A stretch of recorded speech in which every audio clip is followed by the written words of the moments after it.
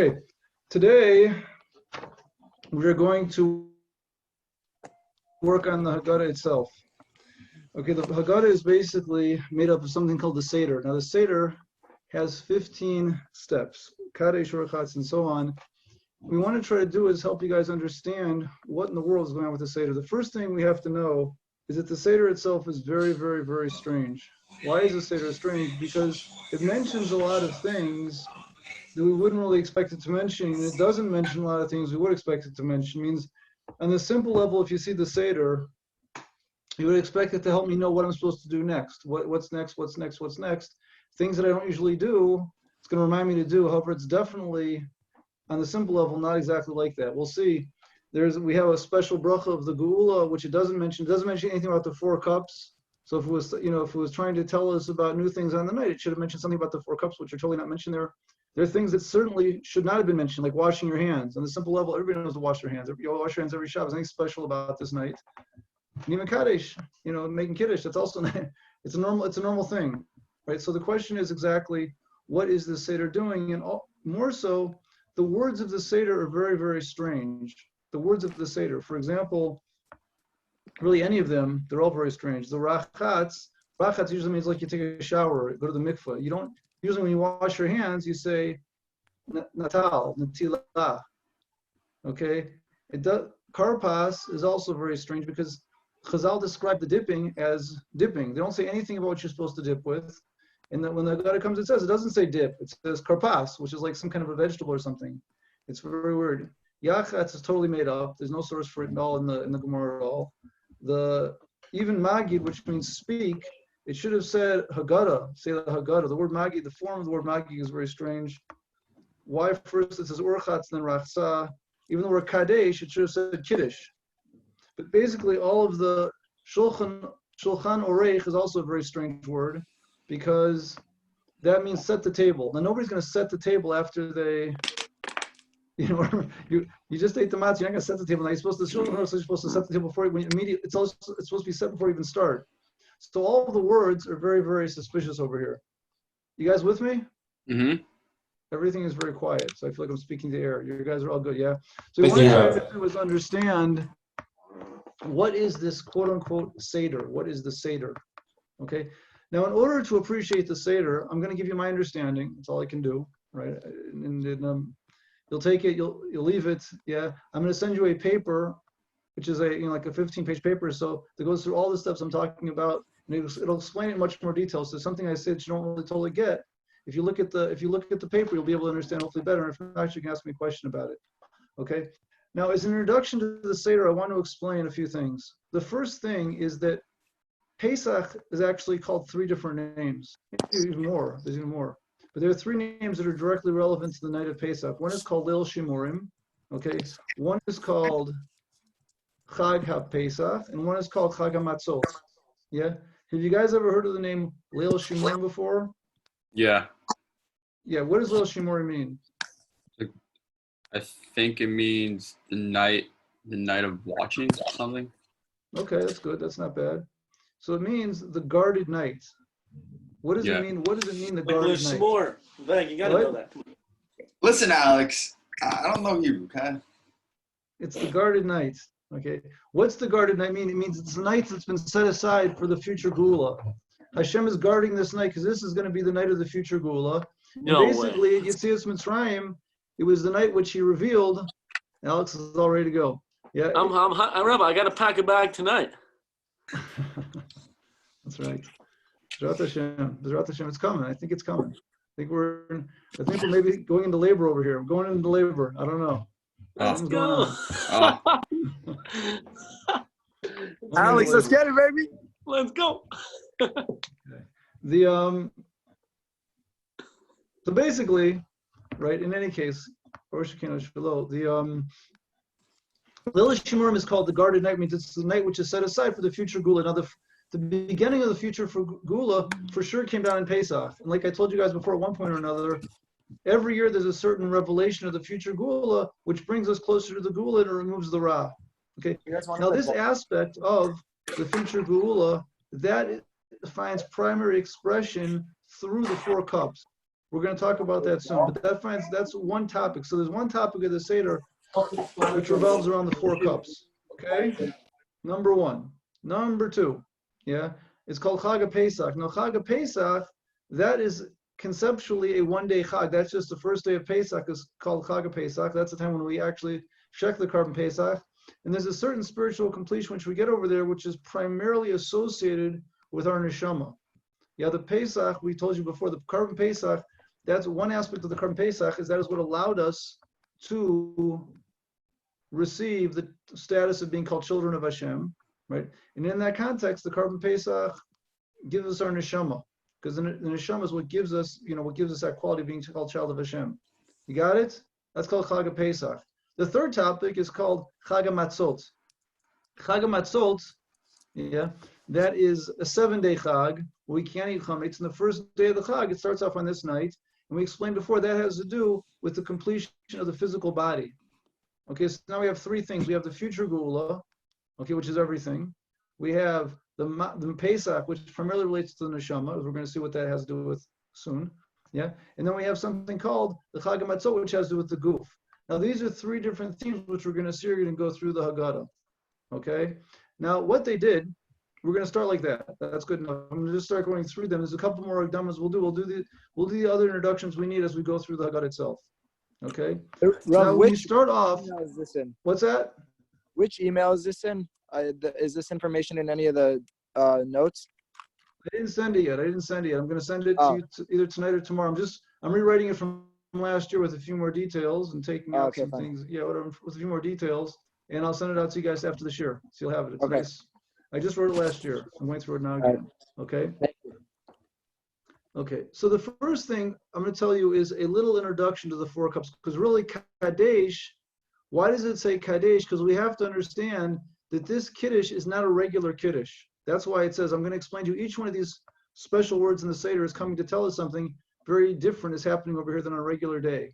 That's the point. So even though we're going to mention some things we wouldn't expect it to mention, the reason we're mentioning them is because it's coming to teach us there's something different happening over here. It's just not a regular process happening. So what does it mean, Kadesh? So Ramchal explains that at the time of Yetzias Mitzrayim, when Hashem began to reveal this future Geula, what he did, he revealed God's name on us. Is the Yud Kei Vav Kei, right? That's God's name, right? Now these parts also parallel parts of our neshama itself. Okay, there's something called the nefesh, ruach, neshama is something called the chaya, which is a higher part. Now these parallel, they're all neshama parts, okay, spiritually speaking, but they parallel the 4 letters of God's name. And what Hashem did back then, he connected all of our parts back to their source in God.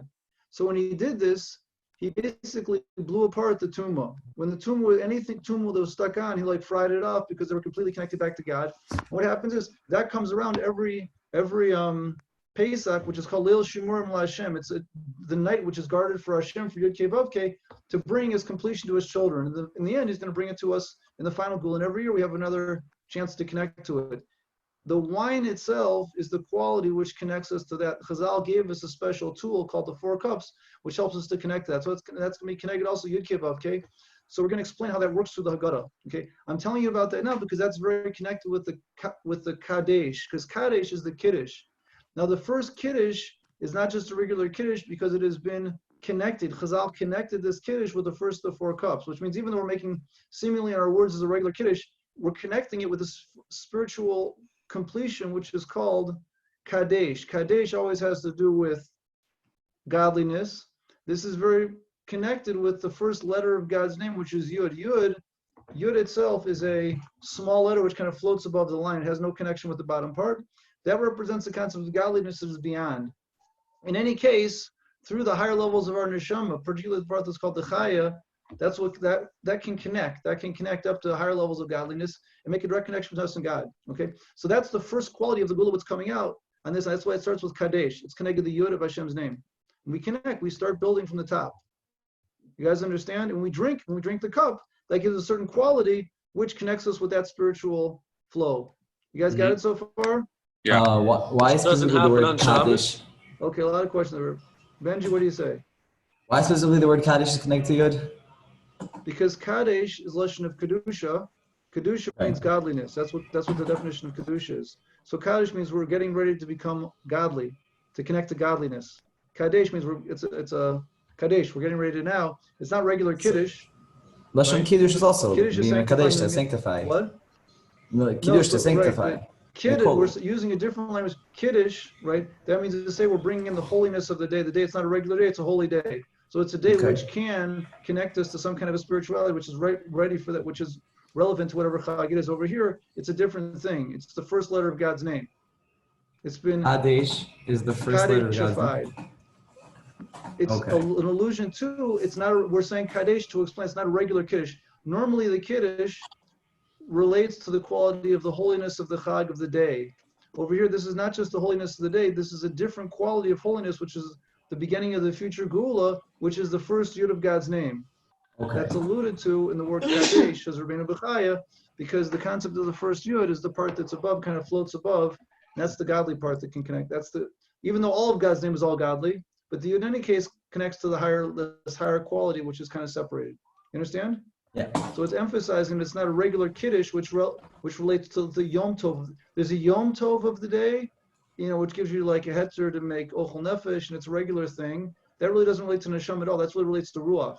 Yom Tov, it's not us, or we don't get a Chiyuv Kares for breaking Malacha on Pesach or any of these days, because the quality of the holiness of the Neshama that we connect to over there is not really the Neshama, it's really the Ruach on Yom Tov. But on Pesach, there's a certain quality, even though it's not the whole Pesach, there's a certain quality of the future Gula which comes down, which connects us to very, very high levels, which are even bigger than Shabbos in a certain quality. And that first quality is called this top Yud, which is called Kadesh. Got it?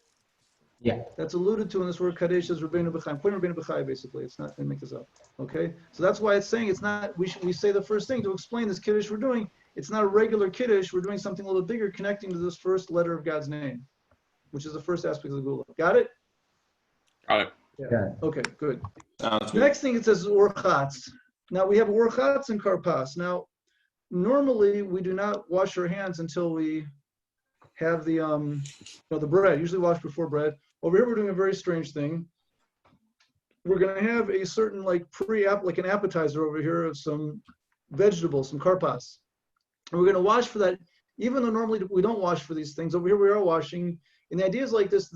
It doesn't say, it says Orchatz. The idea being that we want to connect, now that we've opened up this connection with this high level of spiritual, it's called Kadesh, we want to bring it into our bodies.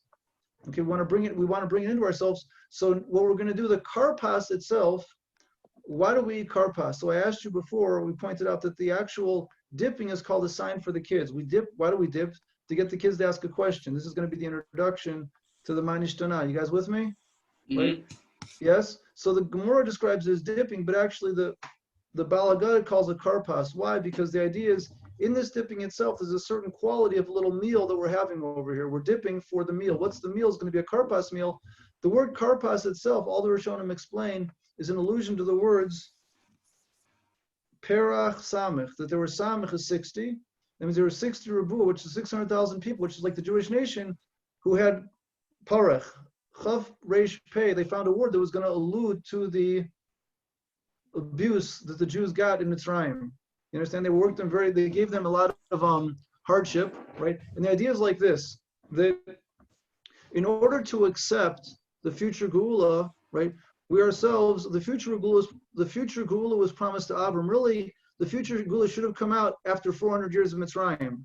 That's what it was supposed to be. But since they left early, so they got a first shot of it to get them out, to get them moving. You understand? But to get this close to the future Geula, you have to also we have to connect to this hardship that they had there, and we have to connect to our hardships, right? That's what gives us this chus. So we're trying to do in order to receive our connection.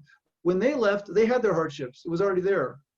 When we leave, right, we have to make some kind of a connection to that also. So the karpas, at least, we dip it in salt water, which reminds us of their tears, right? And the karpas itself is like animal food, right? So we're kind of like treated like animals, right? So the idea is we're showing that we're connecting to their tsaros over there quickly, and that's going to fix up our body to receive the kedusha that came down from that yud. We're trying to bring the kedusha of the yud to connect it to our physical body right away. That's why it says Orchatz is with an and we wash. The vav is there, right? Later on it's going to say rachsa, because that's going to be a new start of washing for something, a new topic. Later on it's going to say rachsa versus Orchatz, because the vav is coming to continue the yud into us. We want to connect to that, but the schus to connect to that is to connect to the tsaros that they had back then. That's why we're going to have the urchatz karpas. You guys understand what I'm saying? It says in the Gemara, it's interesting Gemara, if you ever zocha to learn the Arvei Pesachim, yeah, you'll see over there, it discusses a case in the Gemara. If you don't have any other vegetable except for maror, can you use it for the karpas? And it's the hint is because the karpas is a hinting to some kind of maror type of a thing anyway. Do you guys understand what I'm saying so far? Yeah. Are you with me? We're with you, Rob. With you, Rob. Good. With Everybody's you, got Rob. it? It's very simple. So this is actually, before we're even getting into the story, this is focusing, I told you guys before, that what we're going to see over here is that this Seder is based on combining 3 different topics. One is called Il Shimurim, which is the 4 cups. One is called the mitzvah. There's a mitzvah of speech that has to do with the Haggadah, which I'm going to explain to you soon. And there's also a mitzvah of speech which has to do with the Korban Pesach primarily, which I'm going to explain to you soon. There's going to be a lot of things happening over here. The next thing we do, we say yachatz. Now yachatz is something which is not really found in the Gemara. So what did the yachatz means? He breaks. We break the matzah over here. Now why did the Baal Haggadah, who made this Seder, find the need to say yachatz over here? What was the point of this? We have a mitzvah of Haggadah. What's the yachatz? So the way I understand it is as follows: that the story of Yetzias Mitzrayim actually has 2 different independent roots. Okay, one root comes from the mitzvah Yigat Levincha. Okay, and that itself has a couple qualities which we'll talk about soon, I believe. Yeah, there's another aspect which is called, the matzah itself is called lechem oni. You ever heard about this before? Lechem oni. So the Gemara tells us what does lechem oni means. It means lechem, poor man's bread, and it also means lechem oni means bread that many things are said on. Shonim alav devarim harbe, that many things are said on. You guys heard this before? So there's actually a mitzvah to say the story on the matzah. When you say the story, you're supposed to say it on the matzah. It means to say the matzah. You'll notice if you follow the Haggadah carefully, you should, that you're supposed to have the matzah on the table when you say the story. We say matzah zu, when we point to the matzah, we pick up the matzah zu that we're eating, right? Because of this. There's a mitzvah to talk about the matzah when we eat it. You understand what I'm saying? So part of the eating of the matzah itself, the mitzvah, it says later on in the Haggadah, it's going to say the words matzah zu. If you don't say these things, you're not yotzi. You guys know what I'm talking about? Pesach, matzah, and maror. Now there's a big machlokus in the Rishonim, and they're both elu velu divrei Elokim chaim. They're both going to be obviously true. The Rishonim explains what are you not yotzi. Some Rishonim say you're not yotzi the story. It says don't say these 3 things, you're not yotzi. The Ramban, he says it's not that you're not yotzi the story, you're not yotzi the eating the matzah. You're not yotzi eating the matzah. If you don't say this, you're not yotzi eating the matzah. Now why not? It doesn't mean you're mamish not yotzi. It doesn't mean you didn't do it the proper way. You're mamish literally not yotzi, but you missed something very important over here. Why not? So the idea is that the matzah itself, you have to make the matzah. The matzah, what does the matzah represent? You guys remember I told you before? The matzah represents something. David, what does the matzah represent? The physical body. No. Excellent, Katie. Oh yeah, Bullet. and purity though. No. What? Doesn't Well, I pay attention. It represents it represent the opposite of gaiva? I'm not going into that so much. I'm not addressing that aspect. That's true also. That's a different aspect. Right? I didn't address that much. Maybe I will talk about that. It could be I could talk about that. There's going to be, when we get to Motzi Matzah, remind me, Alex. Yeah. When we get to Motzi Matzah, remind me to talk about that, because that's where it comes in over there. But the general matzah that we're talking about, which is called lechem oni, the lechem oni matzah, okay, that matzah, which is lechem oni, represents, on the simple level, again, you can understand it different ways, the way I'm explaining over based on the Shlah, that represents the physical goof. The physical body itself is represented by the dough, right? And when it gets cooked very quickly, it represents the physical body that comes with its completion. It doesn't have any negative, any Yetzer Hora in it. It's got no Yetzer Hora in there. You got it? Okay. So the idea is that when we're eating the matzah itself is supposed to represent the physical body, but not just any old physical body. It's the concept of the physical body that went through Yetzias Mitzrayim. It started off, it had the hardships. It went through all the suffering, and then it came out, and then it went out quickly. You understand? So the matzah itself has to have a certain quality.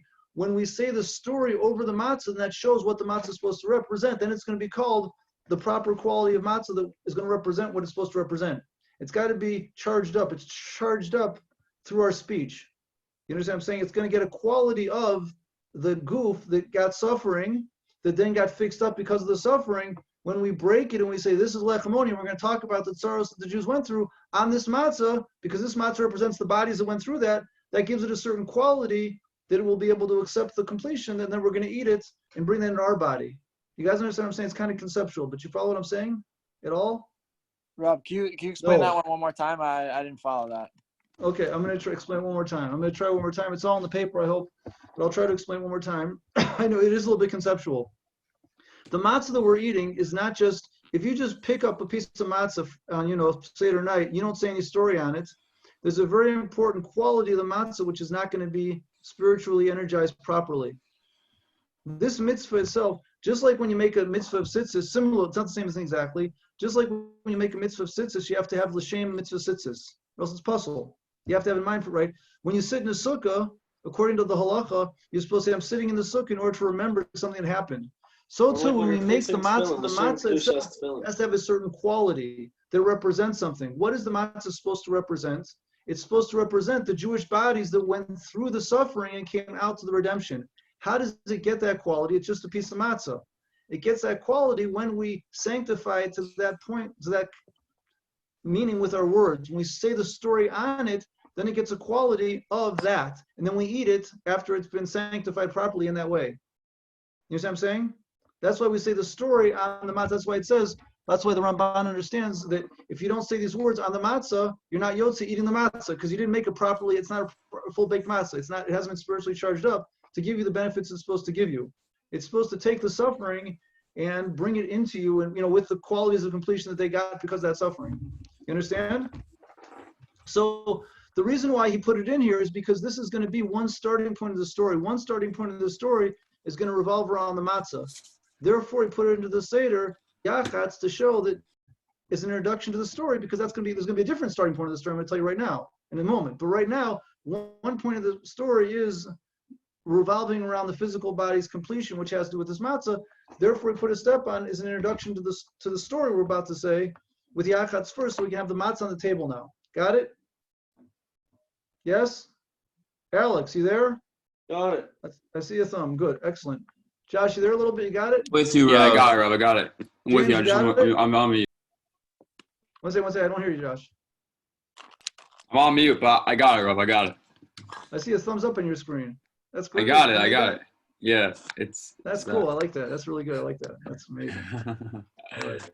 James, you there? I know you signed out, James. Thank you. Yeah, James. James. I know you're signed off over there. Yeah, Rob, I'm here. I'm just I'm saying? shooting around right now. So I got my phone down, but I'm listening with my Shooting around. You're playing basketball. What does that mean? yeah, but I'm listening on my earphones while I play, so it's convenient. It's good. Okay. It works. Okay. Rob. Okay. Sweetie boy. Okay, guys. That's called Yachatz. Okay, there's going to be some deeper. Let me just explain. We break this matzah. This is going to come back later on at the tzafon, which is going to have to do with the mafikomen a little bit. But I just want to explain things a little bit further. When we break this matzah, before we break it, that represents like the perfect goof. Now, there's a very deep idea over here. A very deep idea that matzah itself actually alludes to the word mitzvah. It says, don't read matzah el a mitzvah. When a mitzvah comes to your hands, don't make it al tach mitzvah, don't make it into chametz. The concept's like this, that the matzah ultimately, what it does, it gives our bodies the ability to do the mitzvahs.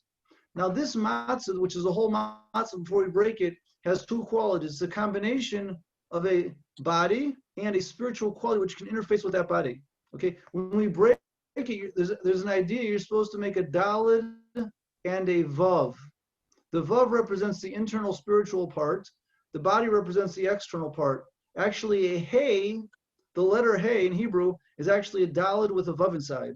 Okay, there's like a little vav inside, and that's a complete supercharged spiritual luf, because the vav represents the spirituality coming into the body. You understand what I'm saying? So when we break this, you're supposed to try to break it into a daled and a vav. Yeah, you take the daled part, okay, and you use that as the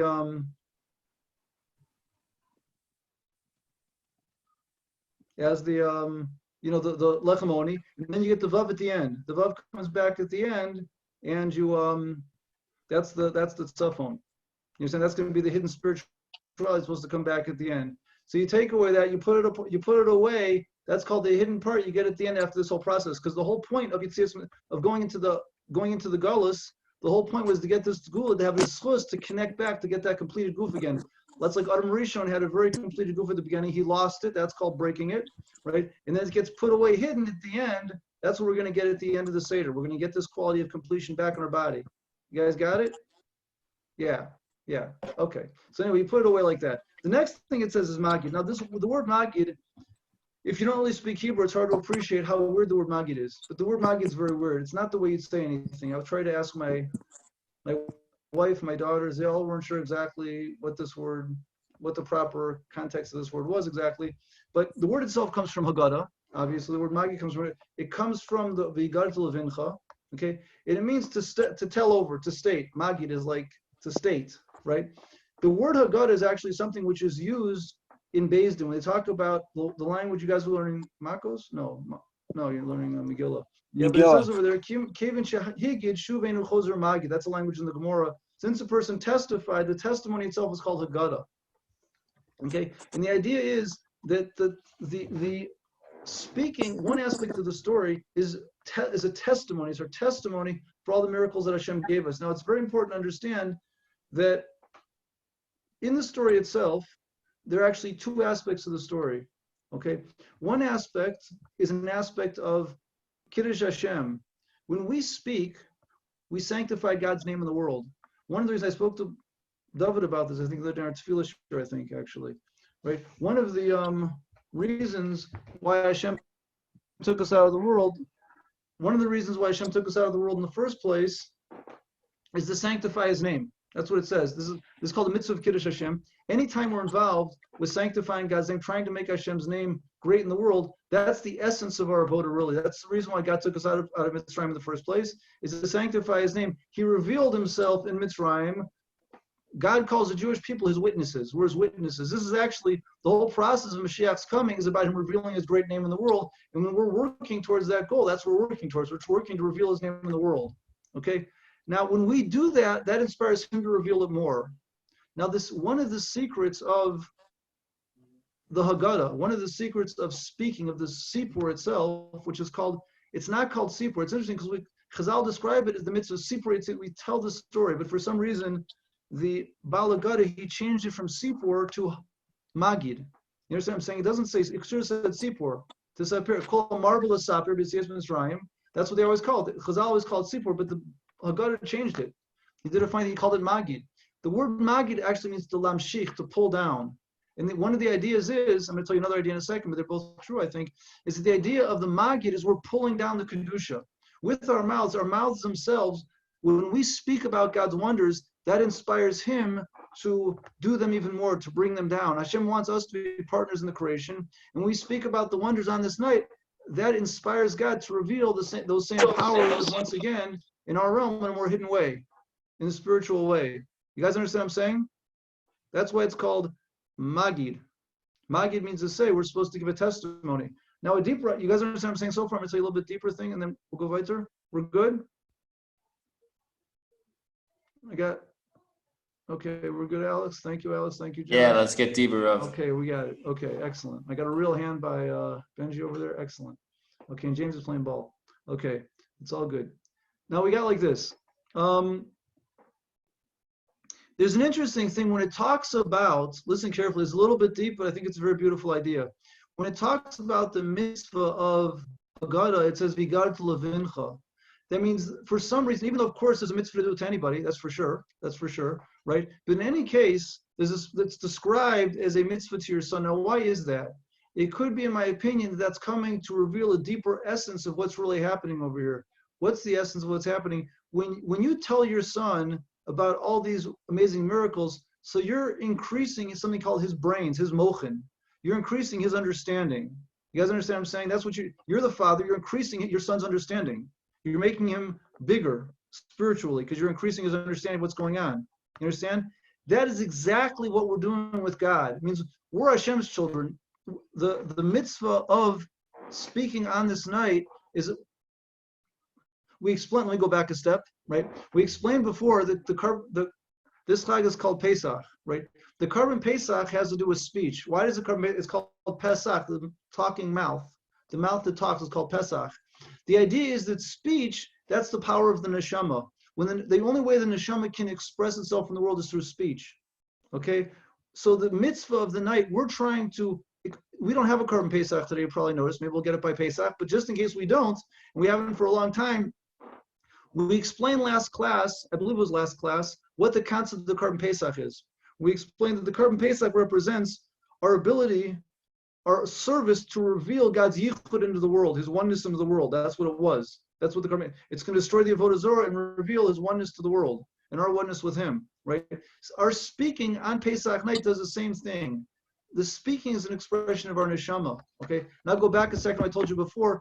When we speak to our child, we increase his brains. We increase his neshama power. Right? When we do that, that's exactly what Hashem does to us. The whole power of Yetzias Mitzrayim was to make us His children. We explained that relative to the Chag Pesach topic, He's giving us our neshama. He's enhancing our neshama. So when we enhance our child's neshama, that's exactly what we get back. You understand what I'm saying? We said that the speech itself that increases that causes Hashem to act, to reveal His godliness in the world. How does He reveal His godliness in the world? He makes us more holy. He makes us more His children by giving us bigger neshama power. So when we increase our child's when you increase your child's brains, God increases your brains. You guys got it? That's why it's the funny, because the whole topic of Pesach is becoming Banim L'Makom. This is the day that we became children of Hashem because of our neshama. So when we work on making our children better children, more and more raised up, so too God makes us more raised up as His children. You understand? So that's the power of the Magid. So Magid, what? Yeah, simple question. Does Banim mean that they have to, like, once they're surpassed bar mitzvah, is the father now patur from the mitzvah, or is it still? No. First of all, halakhically speaking, it applies to anybody. Yeah, and it's for sure applies even after a mitzvah. Anything for sure. The father represents, as a person learns with their father, it's like they learn from Har Sinai, because the father represents the chain. A person represents always a chain going on from father to son. It doesn't have to do with bar mitzvah. It's just the chain. He's the chain, part of the chain before you. You understand? So it's a holy thing. Yeah. Sharing with your son is a very holy thing. Gotcha. You understand what I'm saying? Yeah. So this is the reason why it says Magid over here. Magid is Lashon Lahamshich. So this brings down, it pulls down the holiness into the world. That's our contribution. We don't have a carbon Pesach to connect to it today, but today we have the Pesach, we have the talking mouth, which does the same concept as the carbon Pesach itself. That's what we have. So there's two different aspects of the Sipur. One is we're making the bread holy. We're preparing the bread for the eating, which is going to sanctify our bodies in the end. And one aspect is enhancing our neshama. So the Magid is the quality which is really enhancing our neshama. You guys understand what I'm saying? Yes? Yeah. Good. Excellent. Rav? Moving along. Okay. Yep. So Mendel? the story itself is having two different Yeah. Sorry, I have a chavrusa in 4 minutes. I have to go. Thank you very much. Okay. My pleasure. You can pick it up later if you want, the rest of it. Okay, if you want. Okay. The next thing is, where are we up to? Magid. Okay, so that's Magid. Now we have Rach. So that's the end of my. Now the Magid, you should know, it ends off with a bracha of Geula. We finished it off with the bracha of Geula and the second cup. Now we explained before that the first cup is connected the first letter of Hashem's name. The second cup is connected the second letter of Hashem's name, which is the Hey. Now that's actually the name which gave us the Geula. There's an idea that when we look at the four letters of Hashem's name, the first one represents something called Chachma. The second one represents something called Bina. The Hey is called Bina. You guys ever heard of this before? The second letter of Hashem's name, which is the Hey, relates to the concept of Bina. Something called the 50 Shari Bina. So that's the concept of godliness that can come down in the world. It's the source of the Torah, conceptually. Okay, and that's also the power of Bina, of this quality of the 50 Shari Bina. That's what does miracles. The miracles of Mitzrayim, okay, that came from this 50th level. All the miracles Hashem did in Mitzrayim came from this 50th level. Okay, so the real Geula is rooted in that. It's something which is above Teva. Just like 50 is above the 7, 7 times the full expression of 7 is 49, and 50 is above that. So too the power of the destroying Mitzrayim over here really came from this 50th level. So therefore on the kos, which represents the hay, which is parallel to neshama, the first yod is parallel to the higher level, but on neshama that's parallel to the hay, that's going to be the bracha of geula. So we have a second kos, which is the bracha that we make on that kos is a bracha of geula, because that's really where the geula happened. Came from the second kos. So this is the ikra power of the geula, and the geula over here, which we're getting, is really relating to the neshama. This is a geula of the neshama. The neshama gets charged up over here. After it speaks and after it does its all thing, then it finishes off with the second kos, which gives this neshama power over here, which is the geula. You guys understand what I'm saying? Rav, aren't there 5 parts of the neshama, like the chai and the yechida? Didn't we skip the There are. 5? That's excellent. And there also, that's excellent. You're saying good, Nady. There's something called the yechida, but that's something that's not really individual at all. It's something that comes in times of Mashiach. That's where there's 5 cups also. We have the kos of Eliyahu for the final geula. Oh, We don't okay, really no. relate in this ourselves now. We don't really relate to that in this world at all directly. They had a Got little. The Vilna Gaon says they had a little connection to it one time before Matan Torah, but that's like it's more of a klalius thing. It's when we all become unified. It's different. It's a higher level. Got it?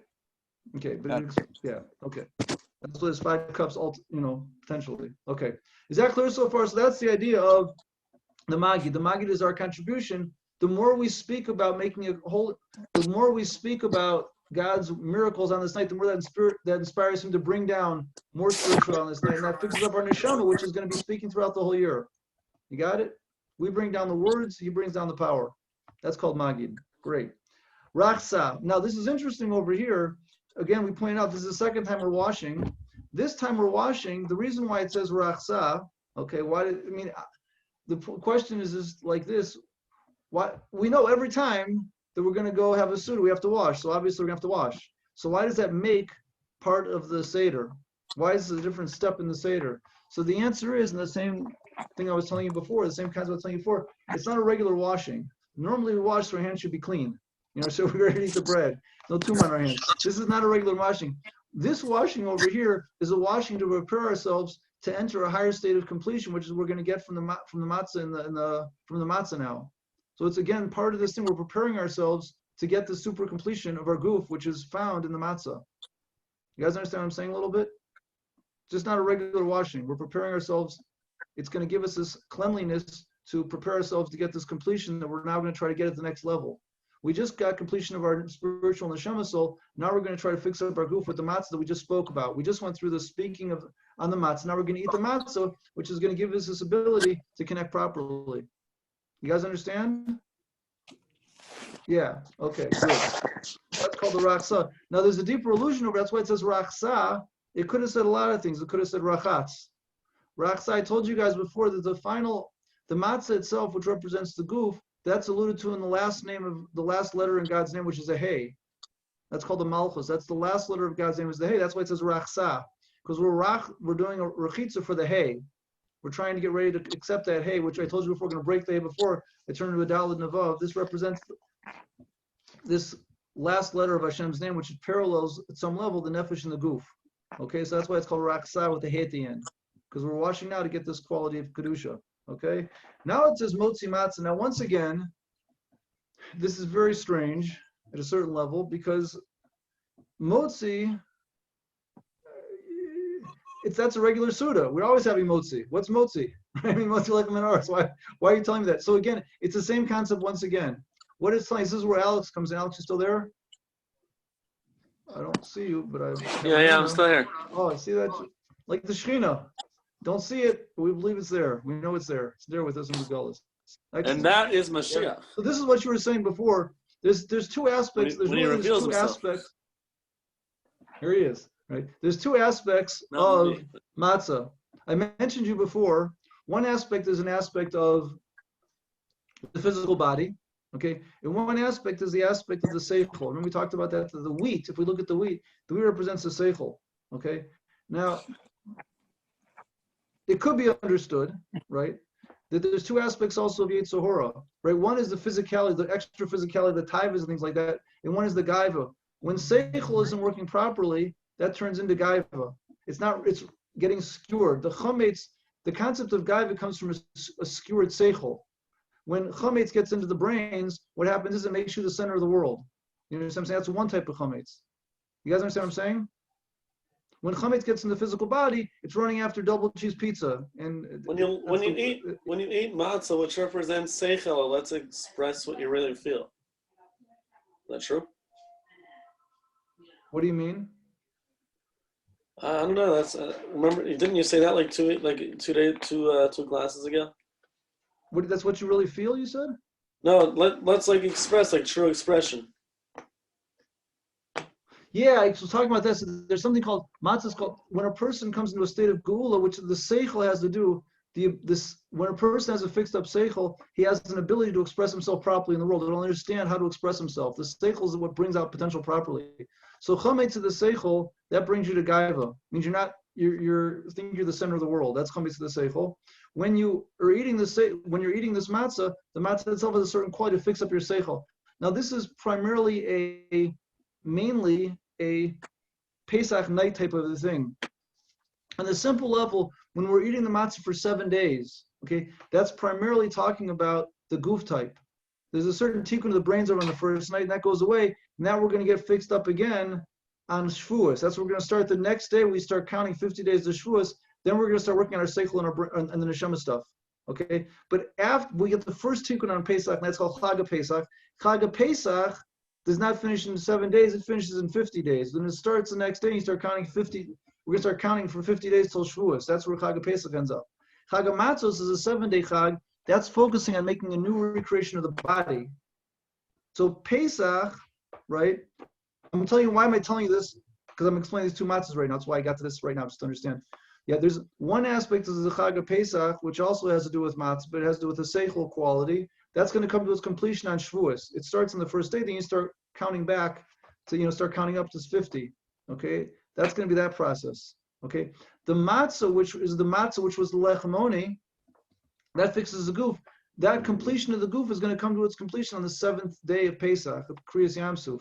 That represents the full, the full overcoming of the physicality. You guys understand what I'm saying a little bit? Now, what does that have to do with the matzah, right? So the deal is we have three matzahs over here.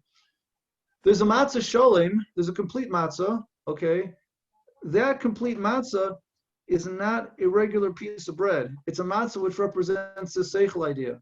So this is the reason why it says motzi over here. We're explaining the bracha of motzi, which is on the simple level on the complete matzah. You're going to make two brachas. You're going to make hamotzi lechem min haaretz, and you're going to make al mitzvahs matzah, al achilas matzah, mitzvahs matzah, whatever it is, al achilas matzah or al achilas matzah, whatever it is. You understand what I'm saying? So there's going to be you're about to make two brachas. What the Baal Haggadah is telling us is, don't think that motzi lechem min haaretz is a regular motzi lechem min haaretz, because it's not. It's a special motzi lechem min haaretz, because when you make that motzi lechem min haaretz, you're making a bracha on this special matzah over here, which was representing the concept of the chachma, which is the wheat. We explained the wheat is the seichel, right? We're bringing it in over here for the meal. You understand? So the motzi itself has a certain quality of completion over in the complete matzah, which is still complete. We're putting that next to the physical body one, which is the dalid, and then we're going to make matzah. Now, why does it say matzah? That's coming to emphasize that now it's matzah. What do I mean by now it's matzah? What else would it be? No, what would it be, Nady, Alex, David? What would it be? What? You would think it would be chametz, no? But it's No, matzah. it's matzah. What I would have thought it would be, what I'd like to suggest, what I thought it would be, it's lechamoni. We just said before at the beginning of the Seder, halachmani. This is lechamoni that our fathers ate. We're saying now that it went through the story, the same piece of bread now it's matzah. It's not lechamoni anymore. The lechamoni turned into the matzah. So that's why we're saying matzah over this. When this is not lechamoni, this is matzah, because now that the you understand what I'm saying? The low bread now got the schus to get this power of this holiness over here, and now it became matzah. Now we're saying this is matzah in the Seder. When we're saying this, we always, every time you're about to do it, you make the statements. Now we're saying motzi to explain that the motzi I'm going to make is not just a regular motzi. It has to do with motzi lechem min haaretz, which has to do with the wheat process, which is the seichel process. And we're going to make a bracha of matzah to say this is the matzah now we're about to eat. We're going to eat the matzah now. Matzah means pureness, like you said before, the pure bread, which is the pure body. You guys got it? Yes? And this is all going to relate now to the holiness of the body. We just finished the neshama. We got this gula of the neshama over there with the bracha of gula. Now we're starting on the body work. Got it? Bodybuilding. Bodybuilding. Okay. What? Right, like that, Bodybuilding. David? You do your special bodybuilding on Pesach night. You don't have to go to the gym for this one. Wait, that's it? Okay. What? Is that it? That's it for today?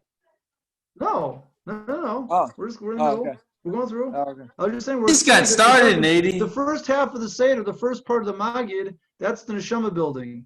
Now we're doing the matzah, we're doing the bodybuilding. So I was just telling David he's not gonna have to go to the gym on Pesach night because he's gonna do bodybuilding on the Seder. That's all. Yeah, what about He's fixing up his Veg? body. If you have like, if you want to I'm get not a a full shirt, you have like, bodybuilder. for your biceps, you'll have two big Veg's a matzahs. power guy. Two big Veg's a power matzahs, guy. David. You hear that? Veg wouldn't Two have big missed the matzahs gym on your for Pesach. biceps. Two huge ones, though. Two big. Now we have something called maror. So maror, that's part of the process. Also, you, Josh, get those two big matzahs, definitely. Two big matzahs on your bicep, on your, what are they called? The whatever. Anyway. Then we got we have the matzah, and then we have maror, right? The maror itself, right? That we already explained in a different class, I believe, that the maror represents a certain tikkun for the goof also, right? That's called that gives a certain quality of purity to the goof. We said maror is gematria of mavis, which means death. So in order to get out of the sin of the Chet Adam Rishon, a person has to die. So they had a lot of very bitter suffering in Mitzrayim. And we connect with that through the maror. That's basically the idea. We connect with that through the maror. So when we're fixing up our goof now, we also want to have maror to help fix up get this whole tikkun working properly. That's called the maror. Then we have korech. Now, why do we have korech? What's the idea of korech? So korech, it says Hillel used to eat his Pesach, matzah, and maror all in one big sandwich. That was called korech. The Maharal explains this idea as follows: that the reason why there's an idea to eat it all together is because that's showing God's unity. That the reason why we can eat the carbon Pesach, which again gives us the ability to be bani l'makom, was only because we got the tikkunim of the matzah and the maror. So when we're eating it all together, we're showing that the maror itself it's all coming from one God. It's not that we happen to get maror. The maror itself is connected with the matzah, and you can't really get the matzah without the maror. And it's all coming from one unified God. So that's the idea of the korech. It makes a sandwich, bring it all together, saying that even the suffering is there for, leads to the matzah. You understand? So we eat it all together again with the matzah on the thing. You guys got it? Yes? Yeah. Good. Okay. Now we have Shulchan Orech. Now, what is the idea of Shulchan Orech? Again, I mentioned before that it's a very strange language. Why is it a very strange language? Because it should have said Shulchan Aruch. Shulchan Aruch means a set table. Or say Suda. Say something. I don't know. Say Shulchan. I don't know what. Right? Shulchan Aruch means set the table. Now, set the table is very weird to be saying over here after you just ate your matzah. I mean, you probably the table should be set.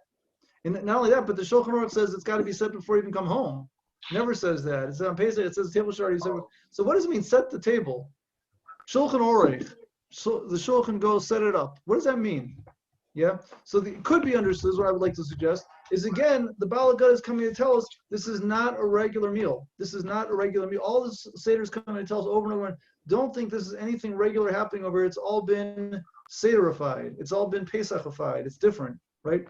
The idea being that the Maharal explains when we eat the matzah for 7 days, what that does, that fixes up our goof. Did you ever hear the idea, Josh, you are what you eat? You ever heard that before? Yes, I have, Rolf. Yes, I have. Yes, you have. Well, the Torah definitely believes in that idea. That's why we have kosher food, and you are what you eat. So the lechem itself represents man's body. When you eat this lechem, which has no chametz in it, that the Ramchal explains actually purifies your body. So when we eat for the 7 days, there's an interesting question. I think when you guys asked, I didn't really answer it. I was meant to answer it, but I didn't answer it, so we'll answer it now. Somebody asked, you can identify yourselves if you remember who you are. Somebody asked, since chametz represents the Yetzer Hara, so why do we eat it all year long? We said matzah. Yeah, that was me. That was you. I thought so. So what's the answer? So the answer is like this. I didn't tell you the answer. I definitely didn't tell you. I was going to. No, you didn't. Right. So this is the answer. Now you're gonna have it. The answer is that Pesach is a time of recreation. It's like a birth. It's a new birth. Okay. So the idea is that when a person is being born, when they're being recreated, everything has to be exactly pure. Everything has to be sterile. There can't be any little remnants to anything negative at all. Once the person's been born, Then he's got his immune system set up. He's safe. It's not going to hurt so much, right? So the idea is like this. When we say the chametz represents the Yetzer Hara, it really does. You got it, Nate? It really does. Hold on 1 second. My wife's calling me. Yeah? Maybe 10 more minutes. I'm still in my wife's computer. She's supposed to give a share to her girls at 10 o'clock, but I still have a computer. Wow. She's waiting to get back.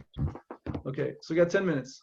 Okay, so the Yetzer Hara, right, is represented by the chametz, but it's not like mamish. It's not mamish Yetzer Hara. It's a little bit of Yetzer Hara. It has a certain remez of Yetzer Hara. So the idea is like this. When the Zohar says like this, I'm going to tell you what the Zohar says, and the Rambam understands it also. He's just adding on. He's probably not arguing. But the idea is like this: that during the year, if we eat the chametz, it's not. We've already established our state. We're already fixed. That's the way we are basically. So the chametz isn't going to affect that at all. It's not really going to have a negative effect so much. You have to eat extra, but it's not going to have a negative effect so much. At the time when we're being recreated, the system is very sensitive. So if you put any kind of chametz in, it's going to mess all the whole recreation up, because that's the time when things are getting reestablished. They have a new relationship between the neshama and goof, and the godliness. So over there we have to be extremely. It's like, again, like when a person's giving birth, everything's got to be very sterile. When the baby's being created, everything has to be very, very sterile. So we're being recreated through Pesach, so therefore we have to not have any chametz. You understand? During the year, the Ramchal says it's good to have a little bit of chametz because you have the chametz, so you can raise it up. You have a little bit of Yetzer Hara, lead it to do good things. You bring it up, you fix it up. So we want to have chametz during the year because we have a little bit of chametz. We can fix it up all the time with mitzvahs. You understand? You got it? Yes? So after having said that, we can understand what does it mean Shulchan Aruch. It means to say, this meal right now, this is actually, conceptually, the first meal of the new year. This is setting up our eating. Everything goes after the beginning. So this is setting up our eating for the next year, basically. This is the beginning of our eating for the next year. So it's saying when we're doing this meeting, we're setting up our shulchan. We're fixing up our shulchan for the next year. So all the eating is going to follow this. You understand what I'm saying? That's called shulchan aruch. Now we're fixing up we're fixing up the table. We're fixing up our meals, our eating ability for the next year. That's called shulchan aruch. Fix up your table. You understand? You guys got it? Yeah? Okay, good. Shulchan aruch. And then we come to, after we've done that, we've established good eating habits for the next year in terms of chametz and fixing ourselves up. Then we have the tzafon. So tzafon, yeah, that means the hidden treasure at the end. It's a lesson of hidden. And the idea is that after we fix up our goof, then the goof gets connected to a much higher place, which is called this, it's missing vav. It's missing, it gets its completion. It gets a higher level of completion. This is the missing vav, which calls it, don't read matzah, the mitzvah. It gets reconnected back up to the final completion. We mentioned before, when they actually left Mitzrayim, right, they left very, very quickly. Remember, I told you they left very quickly. That quick leaving was because that was part of the tikkun of the goof. They got connected to the 50th level over, and that's the idea of tzafun.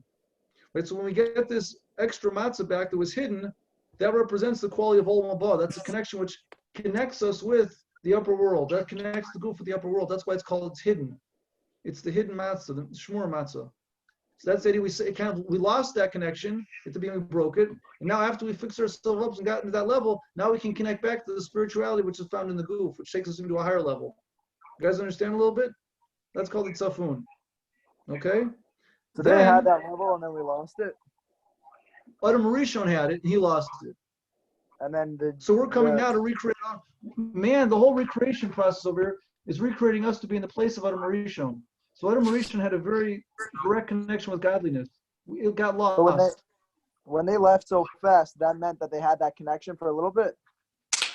The way I understand it, the way I'm trying to explain is they reconnected, that gave them, they left so fast because they were becoming reconnected with that. That's what reconnected them itself. You know what I'm saying? That reconnected the physical body with that high level. They had it for a moment, but it wasn't they were expected to keep on, they could hold on to, but it gave a little bit of a connection over there. A little bit of a connection. That's why they left so fast, it was like the speed of light. Their moms left it like neshama speed. So they kind of became batal neshama for a second. Something like that. You know what I'm saying? Yeah. So that's expressed. We connect, we're not leaving any place, but we connected that to the tzafon. Got it? And that came from the break. And that was the part that Adam Rishon lost when it broke, when his goof got messed up.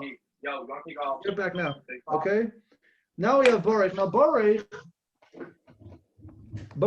is the that's benching. And again, why is it telling us this? Because again, this is a new quality. It's not a regular benching. This represents the third cup. The third cup represents the Vav. Now the Vav, that represents man in this world, man's spirituality in this world. Okay, it's not the neshama exactly, but it's the man's ability to bring spirituality down to this world. The idea of making a bracha, that means we bring spirituality into the world. Okay, just by simple speaking, that's what bracha means. Bracha means to say we can cause blessing to come to the world. That's expressed by now. What we're doing, we are connecting to this concept of our ability to bring bracha into the world. Okay, so that's called barech. So the blessing itself, that's the third cup represents that idea. So the third cup gives us this quality of bringing bracha into the world. Okay, and that is represented by the vav, and that's what we're doing here in this third cup. Got it? So it's again even the blessing. Now it's our first expression of a new level of giving blessing to the world. You understand? That's the Birkat Hamazon is not regular. It's called barech, and that's why it has a third cup on it. Because that's parallel to this quality of the vav of Hashem's name we're reconnecting to now. You understand? We're being zochel to the vav in a certain quality through the bracha. Since we're showing we can do bracha, we'll bring bracha into the world. That gives us a connection to the vav, and then we drink it. Got it? That's the third cup. Okay? Then we have Hallel. Okay? The Hallel, that is the final, that represents our final completion. When we part of the Hallel on this night is different from every other Hallel. We just said Hallel in Rosh Chodesh. Generally speaking, there's a mitzvah called Kriyas Hallel. We read the Hallel. Okay? The Hallel on Pesach night is an expression of our obligation to see ourselves as if we left Mitzrayim. We explained before in a different class. In the first class, the person has to see themselves as if they left. That's the Hallel. So after they sang Hallel, okay, that gets the final cup. Okay? The final cup, it's interesting that the cup itself was enacted on the end of the Hallel, not the beginning of the Hallel. We started at the beginning of the Hallel in the Magid. Okay? This ending of the Hallel, that represents our excitement about actually leaving, getting the final Gula. Okay? That's the end of this Gula process. Yeah, James, go on mute. What? Got you. It's my brother. You good? Yeah. Everybody's good? Yeah. So we end off with the Hallel. The Hallel itself, again, is said on this fourth cup. We finished the full Hallel because the full Hallel is representing this idea of our excitement that we're actually leaving now. Hashem is actually giving us a Gula now. You guys understand what I'm saying? It's not a regular Hallel.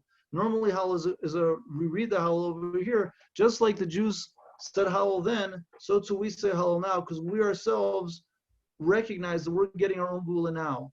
Okay, so that's why we say a full Hallel on this night. That's part of the mitzvah of showing that it's if you're going out of Mitzrayim. That's what inspires Hashem to give you the final Gula. Okay, so that's this idea of the Hallel. Okay, so then that's the fourth cup. Now, this fourth cup we also say Shvo Chamascha Al Goyim. Okay, we say bring out your anger on the Goyim, because to the extent that we connect to the holiness, Hashem smashes up the nations of the world also. He breaks the power of the Ra. That's another thing that's happening on Pesach. Pesach is a time, like we explained before, that when Hashem gave us this holiness, He broke the nation, He broke the koach, it's called the four klippas. He broke the four klippas of the negativity, which wipes out the power of the nations of the world, basically. Okay, so that's we bring out this quality on the fourth cup, which is the end of this process. That's what we say Shvo Chamascha Al Goyim on the fourth cup. Okay, then we have something called Nirtza, which is the end. Now it's interesting, the language of Nirtza is Nun Ratzah. Nun is an allusion to the 50th level. Now, why are there 15 steps that really, the Nirtza really doesn't do anything? We're just saying we hope that all of our avoda tonight found favor in Hashem's eyes. So it's almost like a completely extra step, right? The way I understand it is that's the 15th step. And the idea is, we explained to you guys before, the real koach of the Gula came from what letter of Hashem's name? What was the real koach? Yud. No, the first Hey. The first Hey, the Yud and the first Hey, Ka, right? The first Hey, that represents the spiritual power of God, which breaks Teva. Okay, regular blessing flows the Vav. The kingship down here is the Hey, but the breaking Teva is the Yud K. So what's the gematria of Yud K? 15, right? So since it's 15 steps, there's an allusion over here. We're alluding to the Ka, the power of this Yud K. That's why we want to have 15 steps in the Seder, because that's what we're trying to connect to. The whole thing is the power of Ka, like we said in Naz Yashir. Aziv is Imras Ka. caused him to he breaks through the teva, because that's above the teva. That's the part that's mamish above. Yaziv Zimras Ka. So that's the power of Yitzias Mitzrayim, and that's the idea. That's why he said Nirtza, because Nun Ratzah, he wants the Nun, which is God coming from the 50th level, to be happy with us, because that's the first hay that brings the power of the redemption. That's why they put an extra step in here called Nirtza to make it 15. Got it? Yeah. Okay, guys. Got it. That is the Seder. Awesome. Listen to the paper about this. Thank you so much, Rob. Rob, Thank can I you, ask Rob. a question? Yeah. You said yesterday about the bracha that Yaakov gave. Why did the bracha allow us to get the Karban Pesach? The bracha for the Bechor. So the idea is like this. That I sent you a paper about this also. You should know something called Behind the Scenes Pesach Night. I sent it out to everybody. It's pretty long, but it's there. But all this and understand much deeper levels over there. So if you read through that paper, you'll get it really good. But I'll tell you quickly now. Okay? The bracha that Yaakov got, that was the bracha to recreate the next world. That was to recreate the new world, which would be able to connect to God properly. Go back to Gan Eden. That's why it had 10 statements, these brachas. Okay, the brachas had 10, there were 10 brachas connected, 10 statements of creation, which have the schus to bring the world back to its proper state. Okay, the Karban Pesach, right, that is our schus to connect, to start building this next world. The next world runs on the foundation that Hashem is the source of everything. So there has to be a conduit between Hashem and this world. That's us. That's the firstborn. The firstborn, he represents God's connection to the world. He's an extension. The firstborn from the Father is an extension of the Father. Okay, so he's going to be the new source of the world through us. That's how he works the world. That's the proper state of the world. So the brachas, that's the supposed to bring the world to its proper state. But the first piece of building the new world has got to be the Jewish people who can represent Hashem in this world. It's got to be a flow from God to this world. After Adam Rishon messed things up, there was a disconnect, which gave Amalek the power to come in between God and this world. The new world is going to have a straight flow. What? How could it ever have been that Esav was supposed to get this bracha? He never would have brought completion to the world. It doesn't make sense for him to get it. That's a good question. That's a good question. That's an excellent question. It's beyond the realm of the discussion right now, right? But it could have been that Yaakov was supposed to get part, and Esav was supposed to get part. You have to know. And he was supposed to be the king, and Yaakov was supposed to be the Rosh Hashiva or the Kohen Gadol. You have to know. I can't explain exactly right now exactly how it would have been split up. I think I could if I was less tired though, but I don't have time anyway. But that's the idea. It doesn't make a difference. That's what the brachas. That's what I'm not making this up. This is what the brachas did. This is what the brachas are. And it was an interesting. It was interesting. Just quickly for Nady over there, if anyone wants to hear. It was interesting meeting because Esav. Stag, turn it off. Yeah, sorry. Well, what? No, I was just telling him to turn it off. Yeah, there's an interesting meeting because Esav, he ended up representing, for whatever reason, the Nachash of the Gan Eden story a little bit. And so what happens is, just like the Nachash, he took everything from Adam that he was supposed to get. So to the Nachash was supposed to get it. It means Esav was supposed to get it, and he took everything back. So he lost everything back. You know what I'm saying? So there's a certain meeting connected over there. And he also lost his woman. Anyway, in any case, that's the Seder. We did the Seder. Thanks, Rob. Yeah, listen, Thanks, Rob. if you guys want to meet on Sunday night and do some, that's basically the Haggadah stuff that I would be able to give you. We did I think 6 classes on Haggadah. That's plenty. Yeah, it's a lot. Now, if you guys would want, I've only got, for Pesach, I could go through like some different Makos things with you guys again. If anybody's interested, or if you're not, I already gave you the basic. But not so much. So the question is, if you want to do it, we can do it Sunday night. If you don't want to do it, we can skip it. You've already heard most of it anyway. Masechet Marco? No, What? the Marcos. The Marcos. All right, thank you, Rob. Thanks, Rob. Bezrat Hashem Sunday. Rob, Okay, so if Thank you you, guys want, Rob. let me tell you like this. 1 second, don't go away. If you guys want to do it, so you don't feel uncomfortable, just send me an email. If I don't get any emails by Sunday, I'll just assume we did enough. We'll see you guys next month or whatever. You have a wonderful Pesach. and it'll all be good. Class on Sunday, Rav. Class So on just to let Sunday. me, so I'm not doing anything right now on Sunday. If you guys want to do it, down. just send me an email. If you don't want Class to do on it, Sunday. I'm Rav. down. just pretend like you forgot. That's On fine. Sunday, I don't have Rav. anything special. Sunday. Yeah, I just want to make them do it for you guys, not doing it for me. Class on Okay. Sunday. Have a great. If I don't see you before, have a great Pesach. Give me a call. So before Pesach or whatever it is, we'll be in touch. Thank you, Class Rav. on Thank Sunday, you. Enjoy. Rav. Making Rav. sure. Class on Sunday. Shkov. Great to see you guys. Good to Class see on you, Rav. Sunday, Rav. You know. Thank you. My pleasure. Rav, Rav. Rav, can I ask one more question? Quickly, my wife's waiting for a computer, so make it quick. Oh, I'm sorry. It's fine. I don't have to. It's not a big deal. Okay, you can call me anytime if you want. You can email me anytime. I can talk to you on the phone anytime you want. All right. Yeah, maybe Sunday night. Okay? Okay, Yeah. great. Okay, we'll see you. All right. Thank you so much. My pleasure. Bye-bye.